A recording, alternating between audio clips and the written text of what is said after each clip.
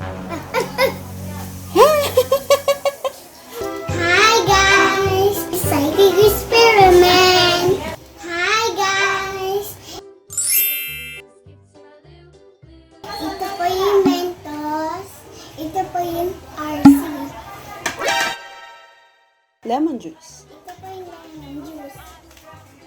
Let's start. ScienceExperiment!